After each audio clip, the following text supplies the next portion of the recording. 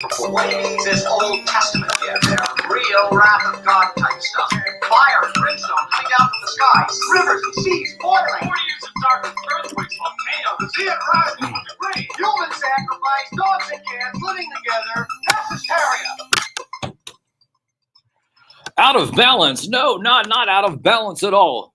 What are you talking about, out of balance? No, that's just what it says on the front page of the Richmond Times. It says, broadcasting live from the WDCE studios out of the University of Richmond. You're listening to 90.1 FM from the most trusted puppeted media. Reporting since Roswell, I'm Sam Newsman, and this is Saturday morning. I want to thank everyone, of course, for joining into the show. We are broadcasting live these segments here at Sam Newsman on Instagram. We have the Sam Cams live up and running at Sam Newsman on Instagram. Then we have 3 of them over here. What was it? Sam Newsman on YouTube, on Facebook, and also Twitter.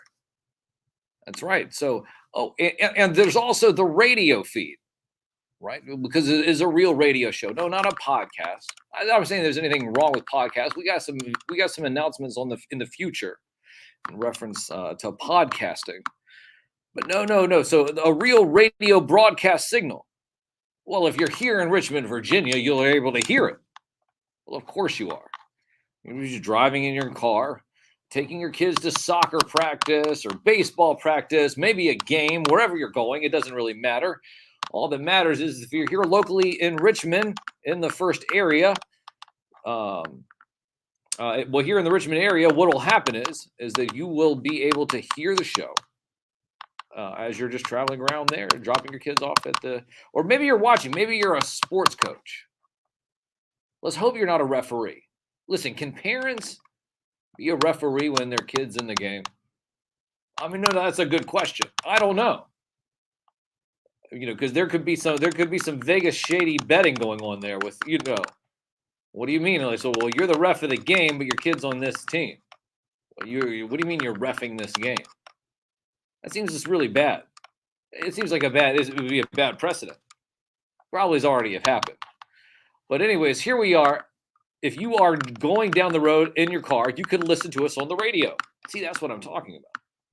We're talking about listening to me on the radio. But if you're outside of the broadcast area, you're like, well, what do you mean, Sam? I want to listen to you on the radio. I can't sit there and stare at your beautiful puppet face.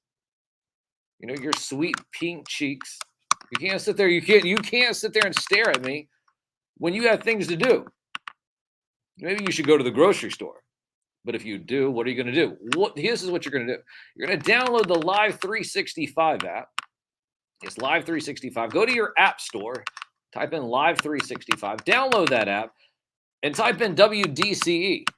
Because then what can happen is that you can leave the house, go grocery shopping, drop your kids off at the sporting event or whatever. Let's say you're not the ref and you're not throwing the games using Vegas betting odds, but you're just dropping them off because you're a deadbeat parent. You don't want to sit there and watch your kids, but then you want to sit there and blame that it's your job or something else. No, I'm just kidding. I'm kidding. We're all busy, but you should be there at your kid's game. Period. In a discussion. Right? Well, no, those things are happening right now. I have several parents that are saying that they're already in soccer. Yes, and other sporting events. Well, of course, they would want to listen to me on the radio because the Saturday morning is a stressful time, but you tend to get a soothing, calming sensation when you know that there's a real media puppet out there doing what I was born to do. I was born to host a radio show on Saturday mornings, and you were supposed to continually try to stress out your life, and me to remind you that there's no reason to do that because Saturday morning is a magical time. And I say that because we just played a couple of theme songs a few moments ago. Hulk Hogan's Rockin' Wrestling. We're just coming off of WrestleMania here in the last couple of days. Last weekend, I had a very interesting Raw as well. So the Hulk Hogan's Rockin' Wrestling, the WWF WrestleMania NES music title theme. Right, so that was from the WrestleMania NES game. You remember the NES? Yeah, that's the Nintendo. You familiar with the Nintendo, right? Well, of course you are. Well, we'll get to the theme here in a little bit. Pro Wrestling NES game theme. Yeah, so that was very interesting, is because that was an unlicensed wrestling game. An unlicensed wrestling game during the era when wrestling was all the rage. I just brought up WrestleMania. We had Hulk Hogan's Rockin' Wrestling. And one of the things that is interesting about that is that pro wrestling had no license, but there was look-alike characters. Well, there's always look-alike characters. Goes back into licensing, third-party stuff we'll get into a little bit later in the show. Someone says, Sam, I love your hat. Mark Cosplay says that, Sam, I love your hat. Yes, it is Cappy, you know. And people will say, well, why don't you just wear the regular Mario hat? Well, we'll get into Mario a little bit later into the show. But shout out to Mark Cosplay. Here we go. We have Big M. We have Deadman Juan. We have Skydro, who said he was first, but he wasn't. You can save 15% when you use the code Skydro at extremesets.com. I can't really say that and use that as a commercial, but I can just say that out loud like I'm talking, right? Right? 15% when you use the code Skydro at extremesets.com. Right. All right. No, that's not a segment or a bit. That's just me just talking out loud. Skydro, see you in the chat. Who else do we have here? A whole bunch of other stuff. Tied in the Wool Creative and everyone else out there in Instagram land. 7,600 subscribers on TikTok. Before they ban it. No, well, that's the numbers right now. So those are the numbers. Over 7,600 followers on TikTok. And you say, well, what's going on with TikTok? Well, we're doing reels every single day. Talking about the news, several news segments. Used to do just one news segment at a time, maybe sometimes tying it to another news segment. Now we're just sitting there, we're knocking out 3-4 news stories in one reel every single day. I'm going to tell you what the story is, and I'm going to just give you a little commentary line about it, or maybe a follow-up story that connects it to something else. But at Sam Newsman, all over social media, that's where you can find it. But back to my amazing hat. This is Cappy. And we are talking about Nintendo games, and I brought up pro wrestling. There's WrestleMania, the theme, and then pro wrestling, because we had WrestleMania last weekend. And we talked about it. We had Deep Cut Dave call in. So, Dave, I know that you're out there. The signal has been sent out by the two guys in the back. Yeah, in the black coats. Well, what do you mean? What do you mean that the guys in the black coats? I know that Dave has a direct feed because he's a professor. The professor. Professor Deep Cut Dave. How about that? We give him a title now? Professor Deep Cut Dave? Well, no, because he did teach at a university. Well, no, all that other information is classified. I can't go into exactly what that is. I'm just telling you that he was a professor and that he made a couple of predictions. Some of them were not exactly what he thought they were, but that's okay. We all fall short somewhere. Because I'm getting everything situated. So Dave, come in, Dave. Are you there? Come in, Dave. Dave. Mission control to Dave. Can I say that? The guys in the back are just shaking their heads. No, they're looking at me. They're like saying that that's not how it works. Shout out to White Mike Vegeta. White Vegeta.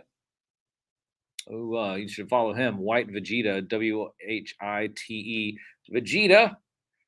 Over there on Instagram. Ash Bailey. Oh no, he's a puppet.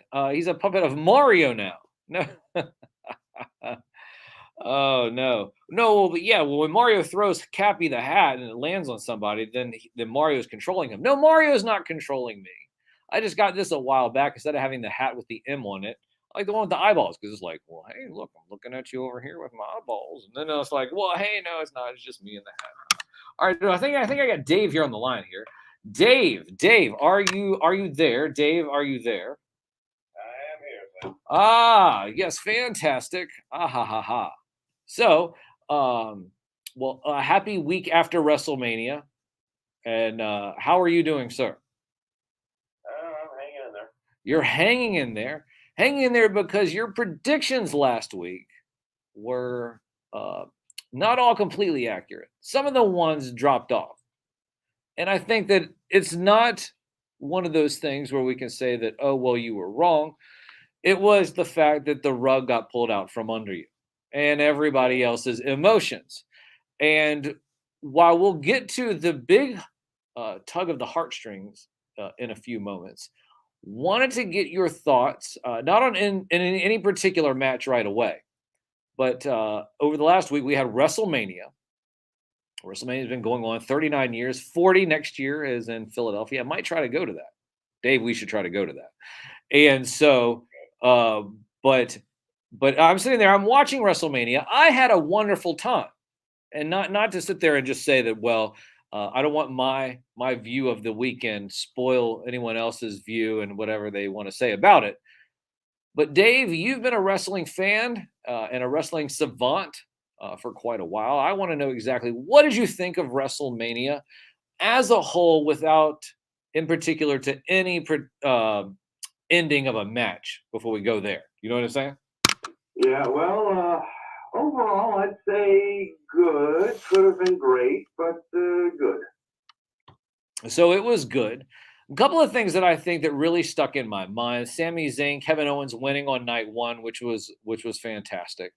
But the thing that really caught me off guard was the idea of Snoop Dogg, and we have Snoop Dogg. Snoop Dogg is a Hall of Famer. He's in the Celebrity Hall of Fame of the WWE wing. And then we have The Miz, who I believe is the most underrated and probably best talker and one of the best talkers in the business and probably the history of the business. I could make that argument. When The Miz and Snoop Dogg, the prior night number one, Pat McAfee comes out and beats The Miz. Snoop Dogg is the one that calls that match. Second night, Shane O'Mac comes out, dancing around, doing his little thing in his Jordans, and then comes down to the ring, does a couple of moves, and once again, Snoop Dogg rings the bell and has Shane O'Mac facing The Miz. And then after a few rope, the guys goes back and forth through the ropes a few moments to do a couple of moves. Shane O'Mac tears his knee ligament or something tears, and he goes down. And it was, you could see if you were watching it live that something was happening. And it was like, well, what's going on here? What's going on here? And then out of nowhere, Snoop Dogg then starts. I believe he does. I don't know exactly what the move was. Well, he hits The Miz. The Miz drops down. Do you remember what move it was that Snoop Dogg hit The Miz with, Dave? I'm drawing a blank on that. I can't think of the move. All I know is that the Miz is all of a sudden The Miz is down on the mat. I think he gives him a right hand or something, maybe a punch. Nothing too crazy.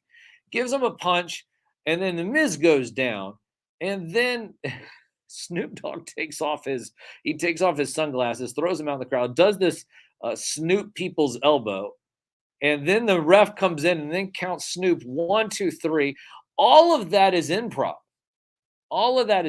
Snoop Dogg just kind of took it upon himself to just go ahead and smack up smack The Miz. The Miz takes the hit, goes down. They have the segment with the elbow. There's a 1, 2, 3 count. The crowd's going nuts, and it was all improv. Some impressive stuff, not only from The Miz, who I say is one of the greatest of all times, and I'll say it now, but also Snoop Dogg as a celebrity WWE Hall of Famer. But none of this was planned. But I thought it was pretty an interesting segment. What did you think that was too gimmicky? I mean, that was like Shane got injured. I mean, it was Yeah, and that's the thing. It's like, Shane, just stop, Shane. Shane, just stop. Just stop. Get on the microphone. Maybe go interview some people in the back. You're too old to be trying to go back and forth in the ropes. So. Yeah. I mean, it's like, I don't really want to pay $50 to see a guy's midlife crisis, No, right, absolutely. Well, that is his midlife crisis, because we do know that I think everything outside of that he's been pretty much okay in terms of what's been going on. Now, we talk about emotion, heartstrings, and storylines, and the way things are building. We talk about squishy athletes who end up getting injured like they would if they were a cloth wearer on World of Warcraft. No, we talk about all these things. We tie them all together because we had Cody Rhodes versus Roman Reigns, and everybody thought that Cody Rhodes was going to finish the story, complete the quest, go from being someone who was a gimmick wrestler and was being tossed around before he left WWE. I'm not sure how many years ago, but it was years ago. And then he goes to the independent circuits, goes through all of those, gets all of the belts, wrestles all of the people, gains the respect of the independent crowd, and gets a whole bunch of gold from the independent circuits, rebuilds his name, rebuilds his family's name, comes up and goes against the family and the bloodline, Roman Reigns, the Usos. We go back to Rikishi. We go back to The Rock. We go back to multiple people. And, of course, The Rock's generation, Peter Maivia. This family goes on. And so it was the bloodline versus there's not only one royal family in professional wrestling. Cody Rhodes goes up, and everyone thought he would win. The match was incredible, but it had pretty much of a controversial finish. Roman Reigns wins the championship. Cody Rhodes sat there defeated in the ring. Dave, you thought that Cody was going to take it? I asked other people, local people who work directly with WWE. I asked someone who is in the New England Wrestling Hall of Fame, that is Jeff Katz, WRVA. Yes, right. 3-6, WRVA. Jeff Katz, I asked him directly, I said, who's going to win this match? And he's in the New England Wrestling Hall of Fame up there in the Northeast and has worked with WWE and the NWA and all the wrestling associations throughout the years. And he said Cody Rhodes as well. I'm going to have to go with Cody, was his exact words. Cody Rhodes falls short. Dave, you thought it. Everybody else thought it. We all thought it was going to happen, but it didn't happen. What are your thoughts? Well, I remember I did say it's like if Kevin Owens and Sami Zayn win, Cody's probably going to lose because I didn't see them having, the Bloodline lose all the titles. Yes. Bingo. I wanted to know if you would bring that up. Yes, you said that an entire faction would not lose. So you did make the disqualifier. So yes, that is exactly right. As I was watching it on Saturday night and I saw that the Usos lost, I said, well, that means that Roman Reigns is going to win based on Dave's analysis. And so you were spot on. So good job on that, sir. But you did call that you thought that Cody was going to win that match. Did you not? Well, like I said, if Owens and Zayn lost, I thought Cody would win for sure, and they didn't. And honestly, it's like, well, I think him being injured last year, I think that really, really hurt him. The momentum. Yeah, the momentum. Right. Yeah. And then, he wins the Royal Rumble, but what did he come in, 29, 30? He came in 30th at the Royal Rumble. Yeah, right. Which, okay, realistically, you probably should want to have the highest number as possible. But usually the guys that win the Royal Rumble are the ones and fives, and, to establish that they're tough and, that they can survive the whole match. Coming in as the very last guy and throwing out two people, that doesn't exactly scream, rugged underdog that says, oh, he got lucky. Or he's so badly injured we can't put him in a, really long match, or else he's going to rip something else off. Right. Well, no, it's you're absolutely correct, which brings me to my next point. So they had an incredible match. I mean, what was your thoughts about the actual technicality of the match itself? The match was fun. I mean, both guys know what they're doing, so. Well, all right, it was a fantastic performance from both of them. So the next night, so Cody loses. The next night goes on Raw, tag teams with Brock Lesnar. Brock Lesnar versus Roman Reigns and his younger cousin Samoa. I don't know. Listen, the guy that cheated to allow Roman Reigns to keep the belt. Anyway, so those two fought Brock Lesnar and Cody Rhodes. The match was at the end of the show. They hyped it up as being the biggest tag team match in the history of Raw, which was ridiculous. But that's okay. I understand why they do that. But here they are. They're out there. As soon as they announce both of the competitors, Brock Lesnar takes Cody, puts him in an F5. And we have, I think, 2012 with John Cena when he lost WrestleMania, coming in the next night and then doing Brock Lesnar. Brock Lesnar squishing him the way that he did the night after WrestleMania, which brings me to an interesting topic, and that is the fact that the WWE, publicly traded company. Now, you got to think about this for a moment. We have a company that its roots, not necessarily the company's roots, but the roots of professional wrestling was a sideshow tent in the back end of the circus. And here we have Vince McMahon that in the 80s started broadcasting his wrestling on television and cable and going through and picking out other people. And then now that company was a publicly traded company on the New York Stock Exchange, publicly traded. And now it has been sold to Endeavor, the same company that owns UFC. They're going to make a new media ticker for the New York Stock Exchange, which will be very interesting. Dave, you've been with wrestling and you've been following professional wrestling for a long time.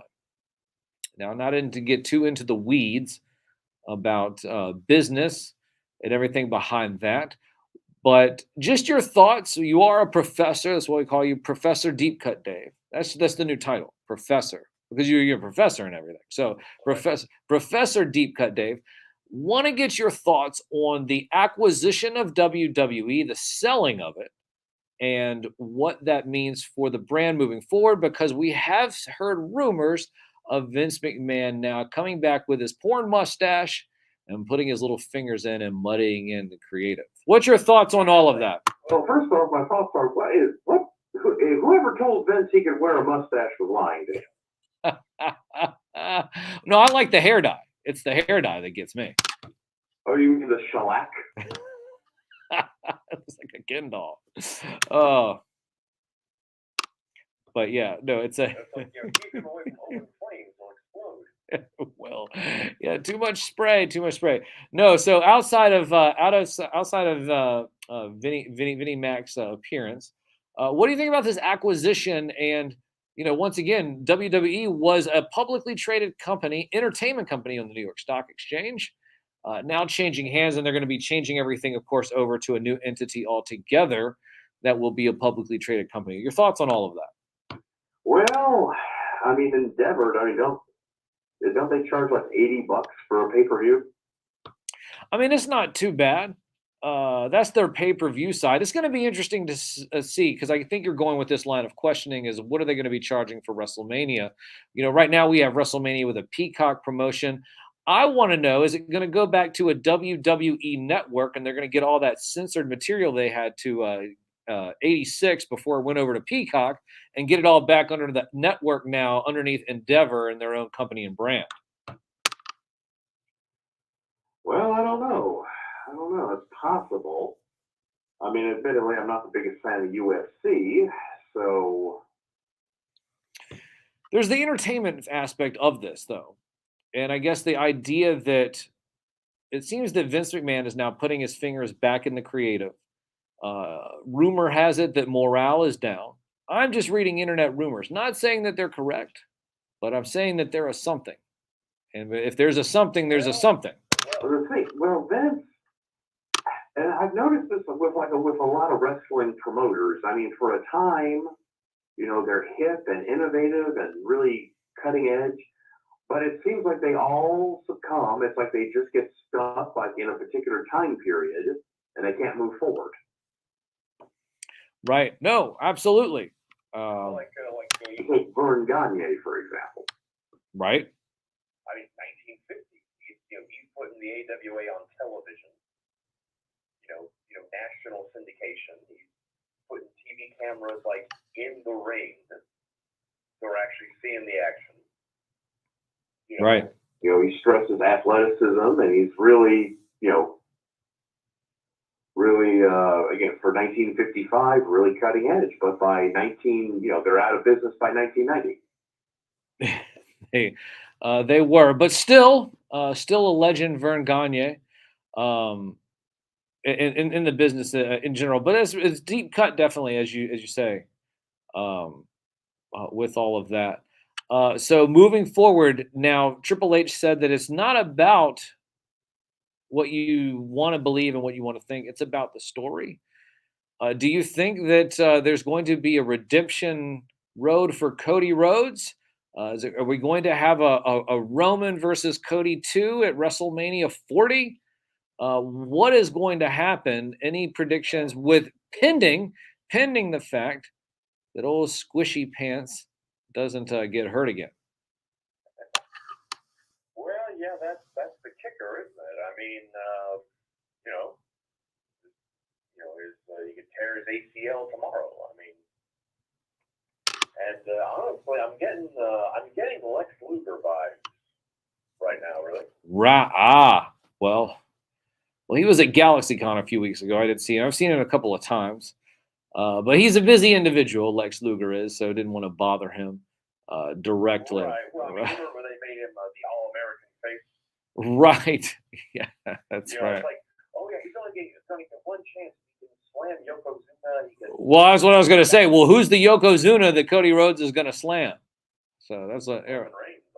Well, he's not Yokozuna. Well, I mean, I'm not saying he's not a Yokozuna. Well, it's like apples and oranges. Actually, it's like what? It's like it's like melons and grapes. Win, and the crowd deflated. Right. Oh, they did. They deflated like crazy.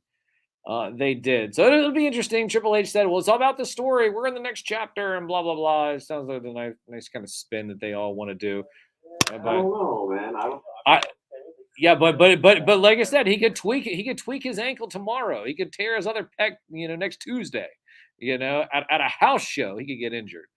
But those are interesting things. So, anyways, we'll keep an eye on wrestling. We'll be playing some wrestling themes, maybe one or two a week or so over the next couple of weeks. But one of the things that I want to talk about, Dave, real quickly before we have about 4 or 5 minutes left, and that was the idea of video games. You grew up with video games, right? You have a favorite Mario moment? What's your favorite Mario moment? If you had to pick a Mario moment, you say just picking up the damn controller and beating the game and you finally save the princess. That's okay if it sounds cliche. I'm a poet and I know it. No, but I'm just asking. What is your favorite Mario moment? I think going to the negative world. I think that was. Yes. Speaking of yes, that was something that it was a glitch within the game. Not necessarily something that was meant to be done by the programmers, but the negative one world. And that was talk about that for just a moment. Well, it's weird. I mean, nowadays, like they'll put like all the game secrets like out on YouTube, like within a week.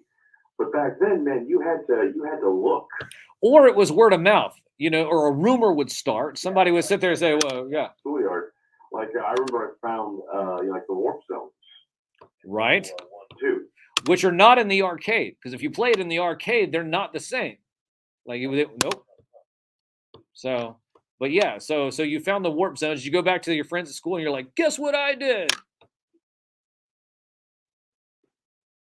Did you do that? You go to just leap ahead to like roll 4 or something. That's. Well, it was interesting because I had a whole bunch of Mario stuff. So I just saw the Mario movie a couple of days ago, which I will talk about in detail. No spoilers, but I will talk about segments with no spoilers on the top of the 11th, the 11 o'clock hour. So the third hour, I'll talk about Mario, just what Mario has done in terms of a property and the way things have went historically with Mario up into the film. And like I said, that's at the top of the third hour at 11 o'clock. But Dave, you sent me 2 things that I wanted to play that were not on my list of Mario stuff. And the first one is Club Mario, what is going on with Club Mario, and talk to the listeners real quickly about what Club Mario is. Man, I wish I knew. Supposedly Andy Hayward of Deke. The story goes he hated it so much he actually buried the master tapes in the parking lot. Well, so so it looks like that there was a couple of guys live action, and they would be doing segments in between segments of the Mario cartoon. Is that correct? Well, it was weird. First came the Super Mario Brothers Super Show. Right. And there would be live action Mario and Luigi, and they'd be, they would Monday through Thursday they host a Mario cartoon, and then Friday they'd be hosting Legend of Zelda cartoon. Right. Now that ran pretty much from '89 to about 1990, and then starting in 1990 to 1991, it became Club Mario. Okay. And they got rid of the Lou Albano, Danny Wells bits. No more live action Mario. Sure. And it was Co-MC and Tommy Treehugger. Broadcasting from the roof of DIC apparently. They're still hosting cartoons Monday through Thursday, and Friday they had Zelda, but they were the exact same cartoons that they had aired on the Super Mario show. That's interesting. I said somebody typed in the chat. They said the Nintendo Hotline, like just bringing back all the memories of that era. And so they buried the tapes. The guy who did that buried the tapes. So there's no hard copies. We can't find Club Mario anywhere. Is that what you're saying? Only what some people take off the VHS. Wow. Wow. Interesting stuff. The other thing. That is Club Mario. We'll play that here in just a moment. The other one that really got me going. And so if you have seen the Super Mario movie, King Koopa, Bowser, probably one of the greatest villains in all of animated film. If you know, you know. I'm not going to spoil it, but I'm just going to tell you it's as ripe as peaches. King Koopa's Cool Cartoons intro is one of the things that you sent me. Now, I watched this, and I had no idea what the hell I was looking at. What is going on with King? What is King? It looks like there's King Koopa, and then by the end of it, there's a choir full of children, I feel like. And they're cheering for King Koopa. So what is going on? What is King Koopa's Cool Cartoons? What is this all about? Oh, man. Well, very weird. That was 65 episodes. It was made alongside the Super Mario Brothers Super Show. It ran in 1989. Thing is, it only aired on one station in California. One station in California. Yeah, KTTV, Channel 11. That's I think it's a Fox station. Yeah, it only ran. That's the only area that it ran. Now, was this just an intro? Now, did they use the cart? Now, is there segments? All I saw was this 1 minute and 9 second intro. What's going? There were segments. It was more of a parody of like a Captain Kangaroo and Bozo the Clown.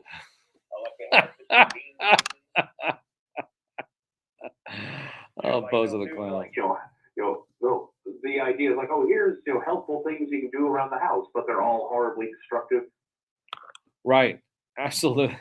And they would show cartoons, but they're all public domain stuff. Well, that's very interesting. So you mean that they're all out there already? It was just the Koopa segments that were kind of odd. Yeah. Interesting. Well, this is pretty odd. If you guys want to check it out, I'm sure there's a video on YouTube somewhere. I believe that's what you sent me. But it's like from what I've read, it's like the kids loved it, but apparently the adults hated it. They said the costume was disturbing. Well, I tell you what, all that matters is that those kids are singing their hearts out in their loyalty to Bowser, the King of the Koopas. Deep Cut Dave, thank you so much for giving us a call this morning. We'll be chatting this week, figuring out what we're going to talk about next week. You have a wonderful and happy Easter, and we will talk to you soon. Okay, I'll see you later, man. See you, Joe. Yep. Oh, absolutely. We'll talk about that here coming up soon as well. Deep Cut Dave, Professor Deep Cut Dave, everybody. Have a good weekend, sir. And so that's so there he is. That's Deep Cut Dave calling in, giving us some a little bit of insight. We have 2 songs here. Then, of course, The Edge of the Universe playing us into the top of the hour. I'll be back on the other side of that hour. Talk about some happenings that's been going on in Toy Town. Yeah, Toy Town. Toy Town's been hopping. Toy Town's been hopping. The phone lines will be open starting at 10:10. 10:10. Mark it on your, set it on your phone right now. 10:10. 10:10. The phone number 804-289-UR90. 804-289-8790. If you want to be a part of the show, call in. Tell me what your favorite Mario moment is as we celebrate Mario, Nintendo, and just a good old fun family movie. Something you don't get anymore without them trying to preach to you. Anyways, broadcasting live from the WDCE studios at the University of Richmond. You're listening to 90.1 FM. Download the Live 365 app. Search WDCE so you can listen to the radio feed and hear these songs. Can't play them here on social media and YouTube. But like I said, download the Live 365 app. You can listen to the radio feed directly. We'll be back on the other side at Sam Newsman on Instagram, at Sam Newsman on Facebook, Sam Newsman on TikTok, Twitter, YouTube, Twitch, all over the place, at Sam Newsman. You'll see my beautiful puppet face as we celebrate Mario and all the fun stuff around it here on the only radio show dedicated to the magic and nostalgia of Saturday morning, hosted by me, a real puppet. From the most trusted puppet in media, reporting since Roswell, I'm Sam Newsman, and this is Saturday morning. Hello, everyone. This is Sam